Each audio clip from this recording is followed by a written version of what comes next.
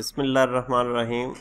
आज के लेक्चर में हम लोग इंसर्ट टैब के अंदर ये जो पेजेस ग्रुप है इसको डिस्कस करेंगे। इसके अंदर तीन कमांड्स हैं, एक पेज कवर है, एक ब्लैंक पेज है और एक पेज ब्रेक है।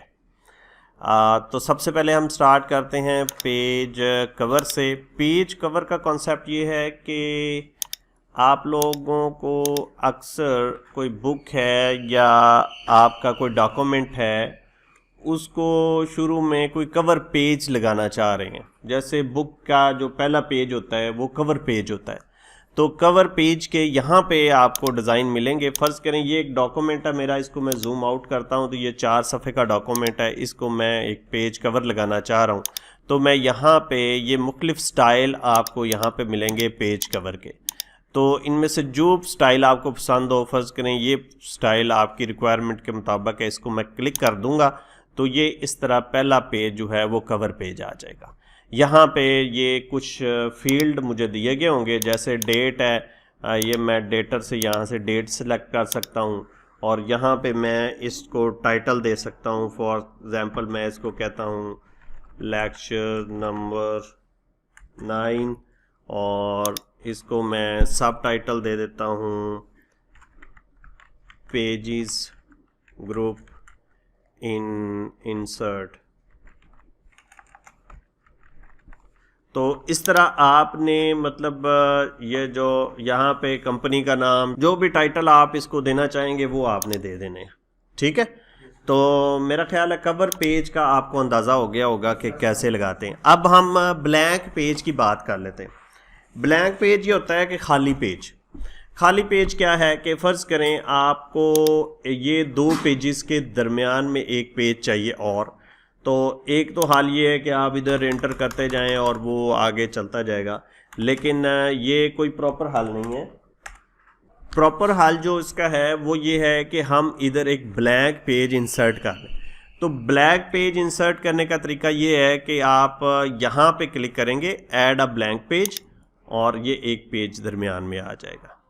तो इस तरह अगर डॉक्यूमेंट के दरमियान में कहीं भी आपको पेज की ज़रूरत पड़े तो आपने इंसर्ट टैब के अंदर पेजेस ग्रुप में यहाँ पे ब्लैंक पेज पे क्लिक करना है तो ब्लैंक पेज आ जाएगा। अब आगे हमारे पास एक कमांड है पेज ब्रेक की।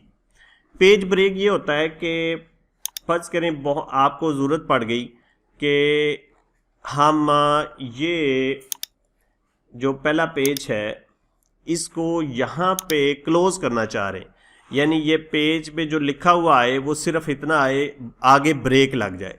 तो वो क्या करेगा, नॉर्मली भी ऐसे होता है कि हम कॉपी पे अगर लिख रहे हैं, 1-2 लाइनें लिखी हैं तो आगे सफ़ा छोड़ना है तो फिर हम अगले सफ़े पे चले जाते हैं।